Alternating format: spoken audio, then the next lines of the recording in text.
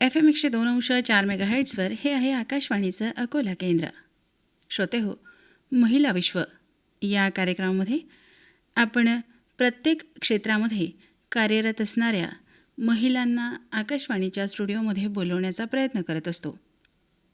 त्या महिलांचं त्या क्षेत्रातलं कर्तृत्व, त्या क्षेत्राविषयीची त्यांची माहिती याविषयी आपण त्यांच्याकडनं जाणून घेण्याचा प्रयत्न करत असतो. आज आपण आकाशवाणीच्या स्टुडिओमध्ये बोलवलं आहे महिला आणि बालकल्याण विभागाच्या जिल्हा परिषद अकोलाच्या कार्यक्रम अधिकारी सौ राजश्री सोनकासकर यांना.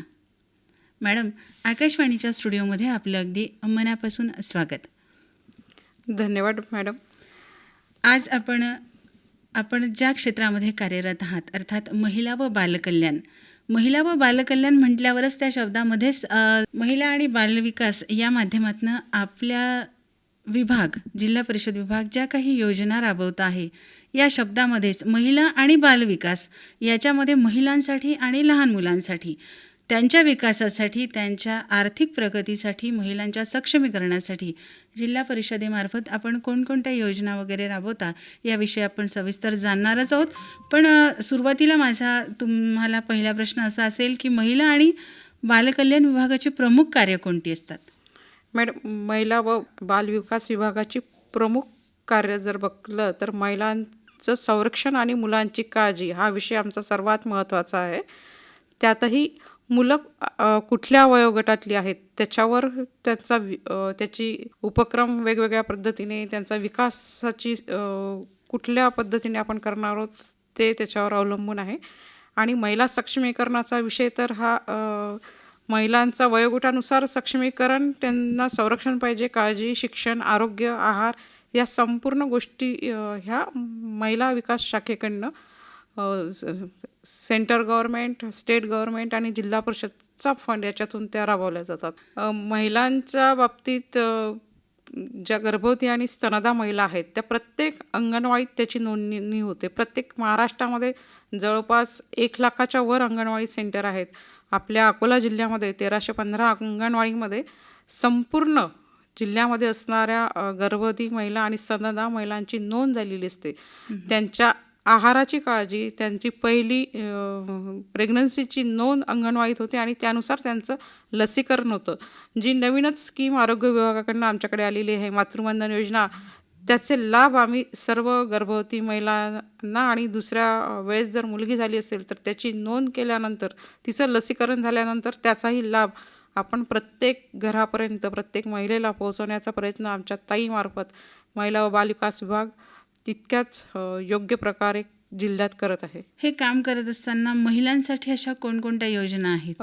मॅडम, महिलांसाठी जिल्हा परिषदच्या पर्टिक्युलर सेस फंडातून प्रत्येक ग्रामपंचायत असेल, प्रत्येक पंचायत समिती आणि जिल्हा परिषदचा सेस फंड जो आहे त्यात 10% निधी हा महिला व बालविकासासाठी राखीव ठेवलेला असतो.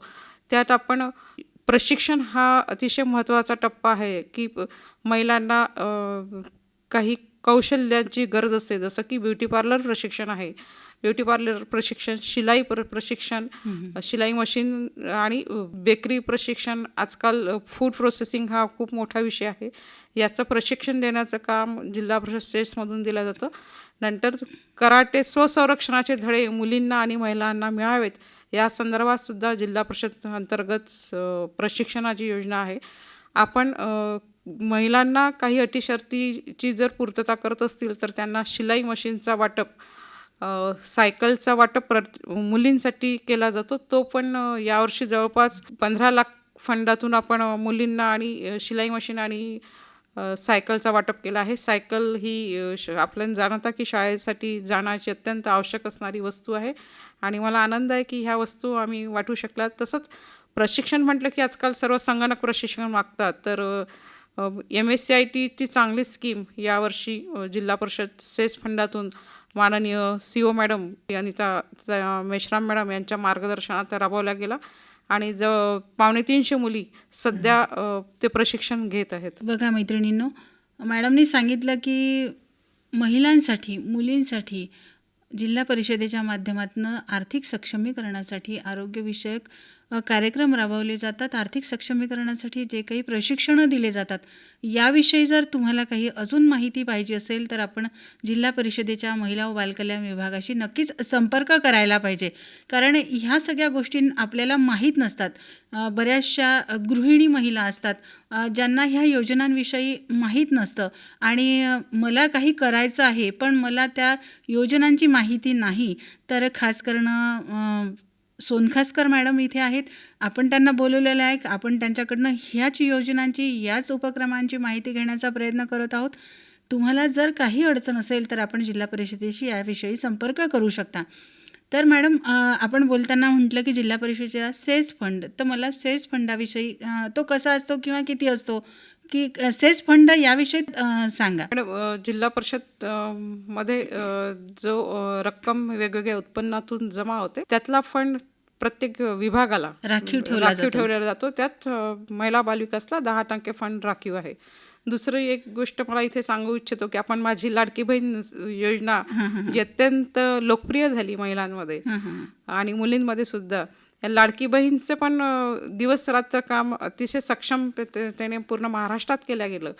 आणि जरी महिलांना 1500 रुपये महिना मिळत असेल तरी वर्षाचे 18,000 रुपये महिना देताना आमच्या प्रत्येक ताईला विभागामार्फत, महिला व बालविकास विभागामार्फत आर्थिक साक्षरतेचे धडे आमच्या ताईंना दिले गेले की ताई ह्या सतत गावामध्ये संपर्कात असतात महिलांच्या आणि मुलींच्या, की ही जी अनुदान आहे किंवा हे जे पैसे आहेत हे कुठे इन्व्हेस्ट करायचे आणि त्याच्यावर पुन्हा कसा आपला व्यवसाय असेल, हे कसं उत्पन्न कसं वाढवायचं याचे ज्ञान ऑनलाईन पद्धतीने पूर्ण सेविकाताईंना दिलं गेलं. की त्या जेव्हा त्यांच्या बैठका होतात अंगणवाडीमध्ये तेव्हा त्या बोलताना आपला पैसा हा जमा करणं, राखून ठेवणं हे जितकं महत्त्वाचं आहे तितकंच महत्त्वाचं ते इन्व्हेस्ट करणं आहे. कुठेतरी महिलांनी इन्व्हेस्टमेंटमध्ये उतरावं हा शासनाचं धोरण होतं आणि असं आर्थिक साक्षरता असे पूर्ण सेशन आमच्या ताईंना दिले गेले आहेत. आणि ताई आपापल्या अंगणवाडी स्तराच्या बैठकांमधून पूर्ण तळागाळातल्या महिलांपर्यंत आर्थिक साक्षरतेचं महत्त्व ह्या देतात. आमच्या CDPO आहेत, सुपरवायझर आहेत, हे सुद्धा त्यासाठी अहोरात्र प्रयत्न करतात की आपली ही इन्व्हेस्टमेंट झाली पाहिजे आणि सर्व महिलांचं उत्पन्न वाढलं पाहिजे. जिल्हा परिषदेच्या माध्यमातून मंडळी CDPO असतील, CEO असतील, जिल्हा परिषदेच्या म्हणजे ही एक साखळी आहे, अंगणवाडी सेविका असतील, यांच्या माध्यमातून महिलांच्या सक्षमीकरणासाठी, लहान मुलांच्या विकासासाठी जे काही कार्यक्रम राबवले जातात, या महिलांच्या माध्यमातून ते अगदी आपल्या सर्वांपर्यंत पोहोचवण्याचा महिला व बालकल्याण विभागाचा हा प्रयत्न असतो. मॅडम, मला अजून तुम्हाला एक प्रश्न असा विचारावासा वाटतो की जसं जिल्हा परिषदेला काही सेस फंड राखीव ठेवला जातो तसंच राज्याचा आणि केंद्र शासनाच्या निधीचा काही तुम्हाला सहकार्य असतं का? मॅडम, जसं आता 8वा राष्ट्रीय पोषण पंधरवडा सुरू आहे, तो 9 एप्रिल ते 23 एप्रिल संपूर्ण भारतामध्ये केंद्र सरकारमार्फत जे पोषण अभियान राबवलं जातं त्यात एक आमचा सप्टेंबर महिना पोषण माह म्हणून जो प्रसिद्ध आहे आणि हे 15 दिवस हे पोषण पंधरवडा म्हणून आम्ही पूर्ण जिल्ह्यामध्ये राबवल्या गेला.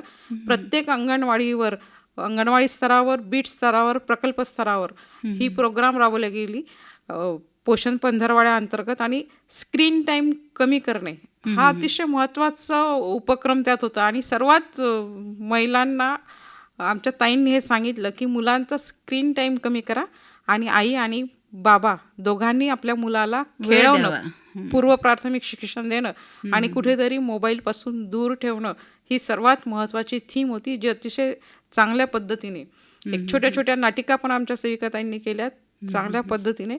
थोडा उन्हाचा तडका पाहून पूर्ण अकोल्यामध्ये नव्हे पूर्ण भारतामध्ये हे राबवल्या गेलं. हा जो राष्ट्रीय पोषण पंधरवडा राबवला गेला 9 एप्रिल ते 23. तर ह्या पंधरवड्यामध्ये अकोला जिल्ह्याने काही विशेष कार्यक्रम राबवले का? जे थीम आहे, आपल्या ज्या 5 थीम दिलेल्या आहे केंद्र शासनाकडनं, त्यातली माता व बालकांचे पोषण, 0 ते 3 वर्ष वयोगटातील बालकांच्या मेंदूच्या विकासाकरिता पूर्व उद्दीपन, स्टिम्युलायझेशन, की वडील आणि पालक किंवा घरातले कुठले आजी आजोबा असतील त्यांनी लहान मुलांसोबत बोलायचं, कारण की मानसशास्त्र असं सांगतं की मुलाचा बौद्धिक विकास हे पहिले 2 वर्षात अतिशय चांगला होतो आणि त्या काळात पूर्ण कुटुंबातील व्यक्तींनी मुलांना वेळ देणं गरजेचं आहे. त्यात पुन्हा एक वयोगट येतो आमचा 3 ते 6चा. 3 ते 6 वर्षाचं प्रत्येक मूल हे आमच्या अंगणवाडी ताईकडे आलं पाहिजे. अंगणवाडी ताईकडनं आलेलं मूल हे पूर्व प्राथमिक शिक्षण घेऊन प्राथमिक शिक्षणाकडे जाईल आणि एक घर आणि शाळा याचं अंतर कमी करण्याचं काम आमची ताई करते. पुन्हा स्क्रीन टाईम कमी करण्यासाठी पालक आणि समुदायाची भूमिका अतिशय महत्त्वाची आहे. आणि पुन्हा यावेळेसच्या पोषण पंधरवड्यातली थीम अतिशय महत्त्वाची होती की लोकसहभागातून अंगणवाडीचं सक्षमीकरण करणं, अंगणवाडीचं बळकटीकरण करणं. कारण अंगणवाडी केंद्र असं आहे जे घर आणि शाळा यातलं अंतर दूर करतं. म्हणून अंगणवाडीवर जेवढ्याही प्राथमिक इन्फ्रास्ट्रक्चर जे आहे ते पूर्ण जर असेल तर आमची ताईला पण मुलांना शिकवण्यात अतिशय आनंदाने करते. आणि अशा प्रकारचे चांगले उपक्रम या पंधरवड्यात आम्ही आपल्या जिल्ह्यामध्ये राबवल्या गेलं. हां, तर मॅडम आपण बोलत होतो लहान मुलांच्या योजनांविषयी, तर त्यांच्यासाठी कोणत्या योजना आपण राबवतात? लहान मुलांचे ICDS विभागामार्फत ज्या 6 सेवा पुरवल्या जातात त्यातल्या गर्भवती आणि स्तनदानचं तर वर्क अंगणवाडीवर होतोच, पण मुलांच्या बाबतीतला आहार हा सर्वात मोठा विषय महत्त्वाचा आहे. आहार हा व आरोग्य शिक्षण हा पण विषय अतिशय सेवा महत्त्वाची आहे. लसीकरण दिलं जातं मुलांचं. सर्वच जिल्ह्यातल्या मुलांचं लसीकरण प्रत्येक महिन्यातला एक वार असतो तो अंगणवाडीवर. त्या दिवशी लसीकरणाचं सत्र प्रत्येक अंगणवाडीवर भरवलं जातं. त्यासाठी आरोग्य विभाग आम्हाला यासाठी महत्त्वाची मदत करते. दुसरं शालेय शिक्षण जे अत्यंत महत्त्वाचं आहे. आणि मुलांचे पूर्वशालेय शिक्षण घेण्याची जबाबदारीसुद्धा आमच्या ताईंवर येते. मुलांच्या बाबतीतलं जर स्टेटच्या योजना आहेत त्यात बालसंगोपन ही सर्वात महत्त्वाची योजना आहे जी खूप प्रसिद्ध पण आहे. की मुलगा शाळेत असेल तर त्याला 18 वर्षापर्यंत एक 2,500 रुपये महिन्याचे त्याच्या शिक्षणासाठी विभागामार्फत दिल्या जातात. ह्या योजना राबवत असताना अंगणवाडी सेविका ज्या तुमच्या कार्यरत आहात, आता सगळं ऑनलाईन झालं आहे मॅडम, तर बऱ्याचशा काही अडचणी येत असतील ऑनलाईन पद्धतीने काम करत असताना, तर त्या कोणत्या? नक्कीच आमची अंगणवाडी हायटेक झालेली आहे. सर्व वर्क अंगणवाडी ताईंचं मोबाईलवर होतं. काही सेविकांना अडचणी येऊ शकतात, पण जी नवीन भरती झालेली आहे त्यातही काही मदतनीस सेविका ह्या 12वी वर्ग शिकलेल्या आहेत. आमच्याकडे पोषण अभियानामध्ये डाटा एंट्री ऑपरेटर आलेले आहेत. त्यांच्या अडचणी प्रत्येक वेळी सॉल्व करण्याचा प्रयत्न, तशी ट्रेनिंग, तशा अडचणी ह्या त्या बालविकास प्रकल्प अधिकाऱ्यालयामार्फत सोडवल्या जातात. प्रशिक्षण मात्र आम्ही ऑनलाईन कामाचं प्रत्येक वेळेस त्यांना देतो. जसं आता मातृवंदन योजना आहे त्यांचं फॉर्म त्यांना भरावे लागतात, तर त्या पण आमच्या ताई आता छान भरायला लागल्यात. काही लोकांना अडचणी येऊ शकतात, त्या अडचणी सॉल्व कराव्या लागतीलच, कारण आता सर्वच वर्क ऑनलाईन झालेलं आहे. त्याच्यामुळे प्रशिक्षणाच्या माध्यमातून त्या समस्या सोडवण्याचा तुमचा विभाग काम करताय. प्रत्येक अंगणवाडीची रोजची नोंद, रोज किती मुलं उपस्थित आहेत, किती मुलांनी नाश्ता केला, किती मुलांनी गरम ताजा आहार खाल्ला, पूर्व प्राथमिक शिक्षण किती मुलांनी घेतलं, मुलांची वजन उंची, ही सर्व मंथली आमच्या ताईंना पोषण ट्रॅकरवर भरावी लागते. आणि आमची ताई अतिशय सक्षमतेने भरते. काही वयस्कर ताईंना अडचणी असू शकतात, पण त्याही मदतनीस सर्व जिल्ह्यात भरपूर शिकलेल्या मदतनीस आल्यात आता, तर त्या त्यांना मदत करतात. अगदी बरोबर. मॅडम, मला एक प्रश्न असाही पडतो की नागरी आणि ग्रामीण भागामध्ये ज्या काही योजना आहेत त्याच्यामध्ये काही फरक आहे का? थोडा नागरी क्षेत्र आणि ग्रामीण क्षेत्रामध्ये जरी सेवा ICDSच्या सारख्याच असल्यात तरी थोडं इन्फ्रास्ट्रक्चरमध्ये फरक आहे. जसं शहरीमधली अंगणवाडी आमची भाड्याची असते, ग्रामीणमधल्या सर्व अंगणवाड्या स्वमालकीच्या आहेत. थोडा स्लम एरिया असेल तर इन्फ्रास्ट्रक्चरचा परिणाम आमच्या ताईच्या कामावर होतो, कारण भाड्याची अंगणवाडी असेल तर ती परिपूर्ण असावी असाच प्रयत्न असतो की तिथे बेसिक पाणी असेल, लाईट असेल, स्वच्छतागृह असेल, ह्या सर्व प्राथमिक बाबी असाव्यातच. परंतु थोड्या अडचणी म्हणण्यापेक्षा थोडा फरक पडू शकतो. हे सगळं जे जिल्हा परिषदेच्या माध्यमातून राबवलं जातं किंवा नागरी असो की ग्रामीण असो, अंगणवाड्यांमध्ये जे काही इन्फ्रास्ट्रक्चर आहे किंवा ज्या काही उपक्रम राबवले जाते याच्यावरती देखरेख कोण करतं याची? मॅडम, महिला व बालविकास विभाग चं एकात्मिक बालविकास सेवा योजना माननीय आयुक्त कार्यालय बेलापूर CBD इथे आहे आणि ICDS आयुक्तालयातर्फे ह्या सर्व अंगणवाडीच कार्य मुख्य केलं सेविका जातं. म्हणजे त्या स्तरावरती मुख्य सेविका असतील. प्रत्येक CDPOच्या नंतर पर्यवेक्षिका आहेत. प्रत्येक पर्यवेक्षिकेकडे 25 अंगणवाड्यांचं एक बीट दिलं जातं. त्यांचं मॉनिटरिंग त्यांच्यामार्फत केलं जातं. या व्यतिरिक्त महिलांसाठी काही विशेष उपक्रम राबवले जातात का? महिलांसाठी विशेष उपक्रम सेसच्या योजना किंवा स्टेटच्या ज्या योजना आहेत त्या तर राबवल्या जातात.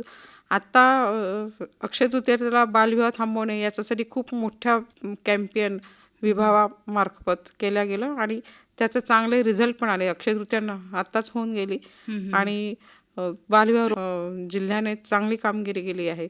तो पण विषय महत्त्वाचाच आहे. काउन्सिलिंग सेंटर आहेत जिथे महिलांना काउन्सिलिंग केलं जातं. कौटुंबिक हिंसाचार होतात, प्रत्येक तालुक्याला आपले संरक्षण अधिकारी आहेत. आपली केस कशी दाखल करावी त्याचं पण प्रशिक्षण सर्व ताईंना आपण दिलेलं आहे. ताई प्रत्येक गावात ते मार्गदर्शन प्रत्येक महिलेला करतात. आपल्या विभागामार्फत एवढे चांगले उपक्रम महिलांसाठी आणि लहान मुलांसाठी राबवले जातात, पण एक कार्यक्रम अधिकारी म्हणून हे सगळं पाहत असताना आपल्याला काय अडचणी येत? कार्यक्रम अधिकारी म्हणून बघताना थोडी रिक्त पदांची अडचण आहे.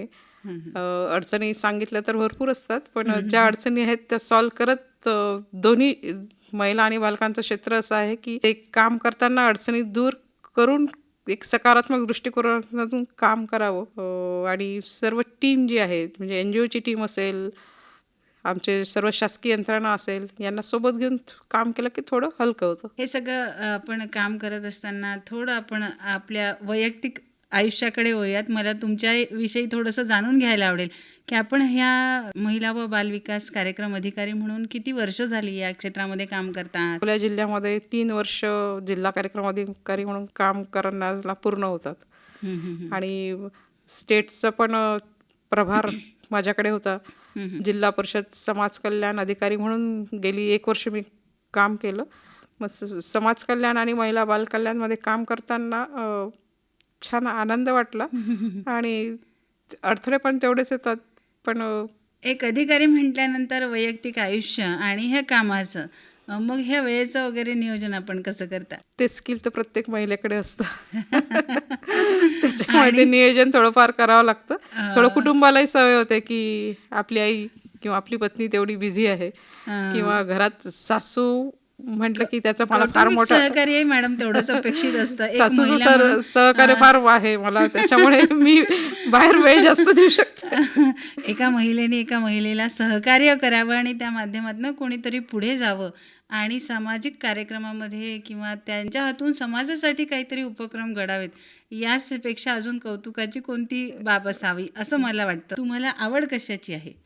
म्हणजे हे सगळं तुमचं बिझी शेड्यूल याच्यानंतर तुम्ही स्वतःसाठी जो वेळ काढता त्यामध्ये तुमचे कोणते असे वैयक्तिक छंद जोपासता? मला आवडणं म्हटलं तर झाडं लावण्याची आणि शेती करण्याची आवड खूप आहे. यावर्षी आंतरराष्ट्रीय महिला शेतकरी वर्ष आहे आणि म्हणून शेती क्षेत्रात सर्वच महिलांनी उतरावं असं मला मनापासून वाटतं. शेतीमध्ये किती महिलांना कष्ट पडतात आणि कष्ट करताना त्याचा मोबदला कसा मिळावा आणि ते करताना त्या पण किती आनंदी होतात, हे यांचं दुःख आणि त्यांचं सुख मात्र मी त्यांच्यासोबत काम करताना बघितलं आहे. जसं की मागच्या उन्हाळ्याची गोष्ट की गहू सोंगणे म्हणतात त्याला आपल्या विदर्भात. गहू काढताना ती गव्हाची उंबी किती रुतते त्यांच्या सनकोट घातल्यानंतर, ते मी पाहिलं की बाबा यांना किती चांगले सनकोट पिके आपल्या विद्यापीठाने देणं आवश्यक आहेत किंवा इथे पण कृषी विज्ञान केंद्र आहे, ते पण मी बघितलं आहे. प्रत्येक अमरावतीतलं पण कृषी विज्ञान केंद्र मी बघितलं होतं की महिला व बालकल्याण विभागाच्या विविध योजनांपासून आपण वैयक्तिक आपल्या आयुष्याच्या प्रवासापर्यंत बोलता आहोत. पण हे सगळं सांगत असताना मला हेही तुमच्याकडून जाणून घ्यायला आवडेल की ज्या काही महिला आहेत, ज्या आज आपल्याला ऐकता आहेत, त्या महिलांना आपण काय सांगाल? महिलांबाबतीतच्या जर योजना प्रत्येक विभागातच सर्व वेगवेगळ्या योजना असतात, पण थोडं महिलांनी वाचायला पाहिजे. थोडं इतर विभागात महिला बालविकासमध्ये काय सुरू आहे ह्या योजनांची माहिती असेल तर आपल्या जिल्ह्याच्या ऑफिसकडे किंवा तालुक्याच्या जे ऑफिसेस आहेत त्या ठिकाणी नक्की जा, थोडीशी माहिती घ्या आणि वाचत चला, असं माझं महिलांना नेहमी मी माझ्या ताईंना पण सांगते की पत्र टाकल्यानंतर ती पूर्ण वाचत चला. थोडंसं वाचाल तर आपण नक्कीच नवीन शिकाल. आणि काही हेल्पलाईन मुलींना पण आम्ही मुलींच्या संरक्षणाबाबतीत काम करतो. ते मुलींचं संरक्षण असेल किंवा महिलांचं असेल, काही हेल्पलाईन नंबर तुमच्याकडे असले पाहिजेत. जसं 1098 असलं पाहिजे, 181 असलं पाहिजे. जर चुकून एखादी आग लागली तर आपण कोणाला कॉल करणार, फोन हरपला तर आपण कोणाची मदत घेणार. ह्या मुलींनी सध्याच्या वातावरणात जाणीव ठेवणं खूप आवश्यक आहे. पालकांनी पण याची जाणीव ठेवणं आवश्यक आहे की आपली मुलगी किंवा मुलगा काय करत आहोत. म्हणून एकमेकांच्या संरक्षणाची आपण सर्वांनी काळजी घेणं हे फार महत्त्वाचं. आपण हेल्पलाईनविषयी बोलताना सांगितलं तर जिल्हा परिषदेची आपल्या विभागाची काही हेल्पलाईन आहे का, किंवा कसा संपर्क करायचा? आमच्या विभागाची हेल्पलाईन आहे 1098 बालकांच्या बाबतीतली, आणि 1091 102 100 हेल्पलाईन महिलांचा नंबरवरती आणि महिलांनी संपर्क संपर्क करायला साधावा. जर काही अडचण कधी असेल तर. कधी अडचण येतात. आपल्याला एखादं मूल सापडतं की याला कुठे न्यायचं, काय करायचं हे पुष्कळ लोकांना माहिती नसतं. तेव्हा जस्ट 1 कॉल 1098 1091 की तुम्हाला बऱ्यापैकी अडचणी आपल्या तिथे सुटू शकतात. आणि आजकाल सर्वांकडेच ह्या हेल्पलाईन्स असाव्यात. अगदी बरोबर. हे सगळे उपक्रम जे जिल्हा परिषदेच्या माध्यमातून राबवले जातात महिलांविषयी, लहान मुलांविषयी, तर यांचे मुख्यत्वे करून उद्दिष्ट काय आहेत? उद्दिष्ट म्हणजे कुपोषणाचं प्रमाण कमी करावं आणि महाराष्ट्र सुपोषित व्हावा. महाराष्ट्रातलं प्रत्येक मूल सुदृढ व्हावं, सशक्त व्हावं आणि एक चांगलं व्यक्तिमत्व, चांगला नागरिक घडावा. त्या मुलाचा सर्वांगीण विकास व्हावा. सर्वांगीण विकासामध्ये शारीरिक, बौद्धिक, सामाजिक, भावनिक हे सर्वच कन्सेप्ट आलेत. हाच मुख्य उद्देश आहे. आपल्या जिल्हा परिषदेच्या कार्यकाळामध्ये जेव्हापासून आपण काम करत आहात, तर आपण मला सांगितलं की एक विशेष उपक्रम आपल्या माध्यमातून राबवला गेला, तर तो कोणता? आम्ही जिल्हा परिषदमध्ये पहिल्यांदा जिल्हा परिषद सेसमधनं MSCIT प्रशिक्षण, जे डॉक्युमेंट्स प्रत्येक महिलेला लागतं आता, आणि मला आनंद वाटतो की 300 मुली आज रोजी वेगवेगळ्या ठिकाणी प्रशिक्षण घेत आहे. ते फायनल डॉक्युमेंट्स त्या कधीतरी आमच्या सेविकाताई होतील, भरती प्रक्रियेत किंवा शासकीय नोकरीत त्यांना तो कागद कामात पडेल, आणि तो आनंद मला खूप जास्त वाटला. मी समाज कल्याण अधिकारी असताना शिष्यवृत्ती वाटल्या गेली, तो पण आनंद खूप होता की आपल्या हाताने इतक्या मुलींना शिष्यवृत्ती आपण देतो आहोत. आपल्या ह्या सेवा कार्यकाळामध्ये आपण जिल्हा परिषदेच्या माध्यमातून हे MSCITचं प्रशिक्षण पहिल्यांदा राबवत आहात का जिल्हा परिषदेमध्ये? नाही, योजना तर आहेच ती, पण प्रत्यक्षात प्रत्यक्ष अंमलात या वर्षी आली आहे. या व्यतिरिक्त मॅडम आपण बालसंगोपन योजना जी आहे ती फार चांगल्या पद्धतीने राबवतो. मग जिल्ह्यात जवळपास 6000 मुलांना त्यांच्या शिक्षणासाठी ही योजना स्टेटच्या ऑफिसकडनं राबवली जाते. अच्छा, शैक्षणिक लहान मुलांच्या शैक्षणिक विकासासाठी जिल्हा परिषदेच्या माध्यमातून ही योजना राबवली जाते. मॅडम, अकोला जिल्हा परिषदेच्या वतीने आपण जे काही कार्यक्रम राबवतात त्याचं काही ब्रीद आहे का? मॅडम, आपला हा 8वा राष्ट्रीय पोषण पंधरवडा राबवला जातो की आमचं पोषण अभियानाचं एक ब्रीद आहे, सही पोषण देश रोशन. पोषणावर जर लक्ष दिलं तर नक्कीच सुदृढ बालक जन्माला येईल आणि असं सुदृढ बालक चांगला नागरिक बनेल. म्हणून सही पोषण देश रोशन. बघा मंडळी, सही पोषण देश रोशन हे अकोला जिल्हा परिषदेच्या वतीनं राबवण्यात येणाऱ्या या प्रकल्पाचं ब्रीदवाक्य आहे आणि मॅडमनी सांगितलेलं आहे आणि या माध्यमातनं हे जे प्रकल्प राबवतात हे सर्व महिलांपर्यंत, लहान मुलांपर्यंत ह्या योजना पोहोचवण्याचा प्रयत्न करत असतात. तर खरोखरच ही पोषण देश रोशन. तर जे मुलं उद्याचं भविष्य आहेत त्यांचं खऱ्या अर्थाने पोषण व्हायला पाहिजे, त्यांचं खऱ्या अर्थाने संगोपन व्हायला पाहिजे आणि ते खऱ्या अर्थाने सक्षम व्हायला पाहिजे. या उद्दिष्ट समोर घेऊन अकोला जिल्हा परिषद सोनखासकर मॅडमच्या माध्यमातून काम करते आहे. खरोखर मॅडम तुमचं खूप खूप अभिनंदन. जाता जाता मला फक्त तुमच्या आवडीचं एक गाणं ऐकायला मलाही आवडेल आणि आमच्या श्रोत्यांनाही आवडेल, असं तुमच्या आवडीचं एखादं गाणं सांगा. मला स्वतःला मराठी गाणं फार आवडतं, विठ्ठला तू वेडा कुंभार. क्या बात. मी स्वतः पाठ केलेलं आहे. अरे वा. तुम्हाला पाठ केलेला आहे तर तुम्हाला म्हणताही येत असेल.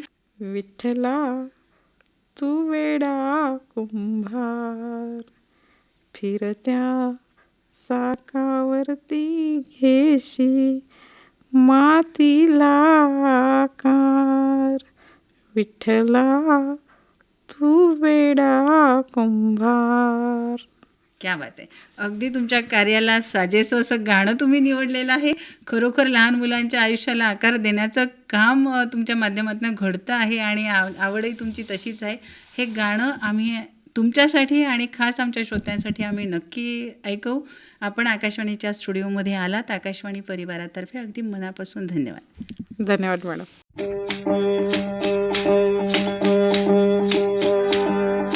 फिरत्या चाकावरती देशी मातीला आकार.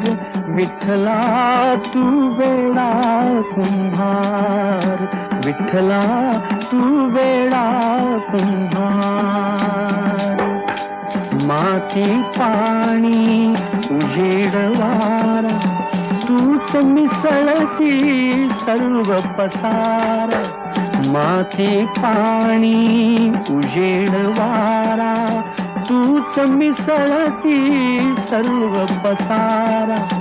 आभाळच मग ये आकारा तुझ्या घटांच्या उतरंडीला नसे अंत न पार. तू वेडा कुंभार. विठ्ठला तू वेडा कुंभार.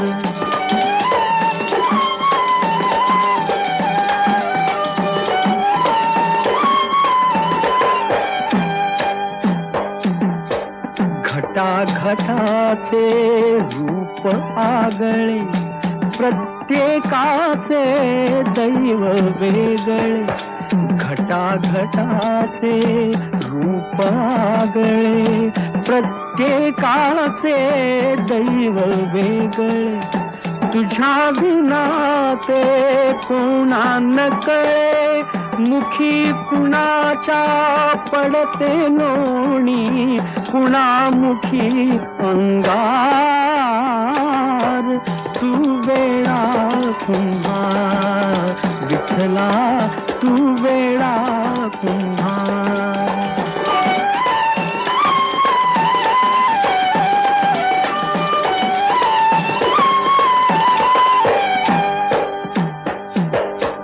तूच घडविसी तूच फोडिसी पुरवाळीसी तूच ताडिसी. तूच घडविसी तूच फोडिसी पुरवाळीसी तूच ताडिसी. नकळे यातून काय जोडिसी देसी डोळे परी निर्मिसी. तया पुढे अंधार. तू वेडा कुंभार. विठ्ठला तू वेडा कुंभार. फिरत्या चाकावरती देशी मातीला आकार. विठ्ठला तू वेडा कुंभार. विठ्ठला